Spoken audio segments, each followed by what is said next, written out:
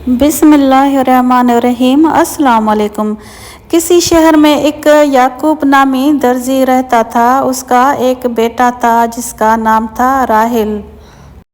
छोटे मोटे कपड़े सीता था और उसकी आमदनी कम होने की वजह से अपने घर का पूरा खर्चा नहीं निकाल सकता था और अपने बेटे राहिल की पढ़ाई पर भी ध्यान नहीं दे सकता था। नतीजा ये निकला कि राहिल खेल कूद में मगन रहता और किसी भी काम में दिलचस्पी ना लेता।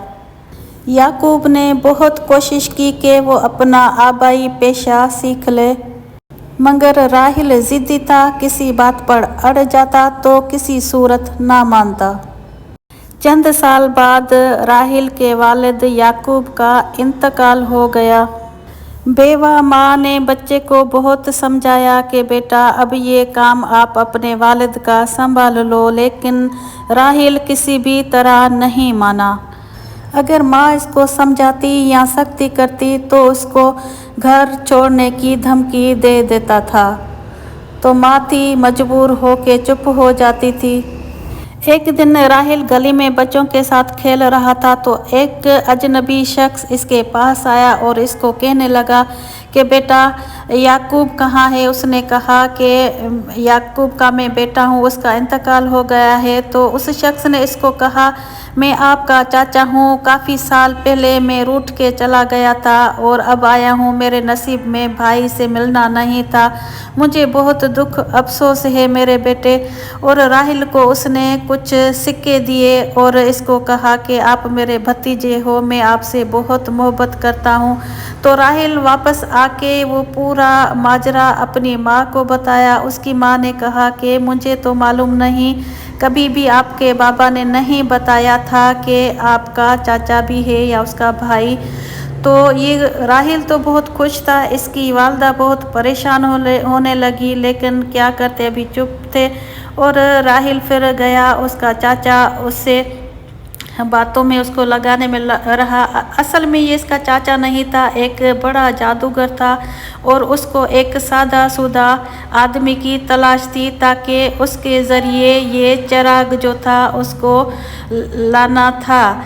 तो कोई और ये जो जादूगर था इसने कुछ किताबें पढ़ी हुई थी और उसको किताब से मालूम हुआ कि एक गार है, वहाँ पुराना चिराग पड़ा हुआ है। तो इसको किसी सादासुदा आदमी की ज़रूरत थी। और उस जादूगर ने किताब में ये पढ़ा था कि लड़के का बाप दर्जी हो और अनपढ़ लड़का हो और उसकी माँ भी जिंदा हो। और जादूगर को राहिल में वो सब खुसूसियात मिल गई। तीसरे दिन वो जादूगर इसके घर आया था। ओ बेटा, मैं तुमसे बहुत मोहब्बत करता हूँ, मैं आपका चाचा हूँ। कहने लगा, बेटा अगर तुम चाहो तो मैं तुमको एक बड़ी दुकान खरीद के दूँ। तो राहिल बहुत खुश हुआ और ख्वाब देखने लगा।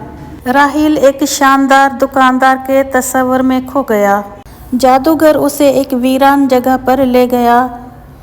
जादूगर ने कुछ जादुई कलमे पढ़े और ज़मीन हिलने लगी।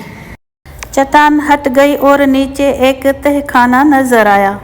बेटा, नीचे बेशुमार खजाने हैं, तुम अमीर बन जाओगे, मगर याद रखो वहाँ एक पुराना चिराग रखा होगा, वो ले आना, बाकी किसी चीज़ को मत छूना। जादूगर ने इसको एक अंगूठी पहनाई और कहा, अंगूठी तुम्हारी हिफाजत करेगी।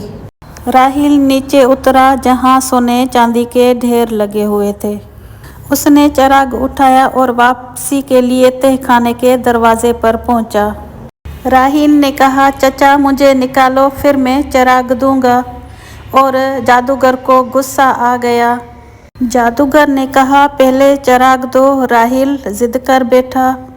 जादूगर गुस्से में आके गार का दर बंद कर दिया और वहां से चला आया। राहिल घबरा गया। उसने निकलने की बहुत कोशिश की मगर घबरा गया। बहुत कोशिश करने के बाद मगर नाकाम रहा। उसको जो अंगूठी जादूगर ने दी थी, अचानक उस पे हाथ लग गया।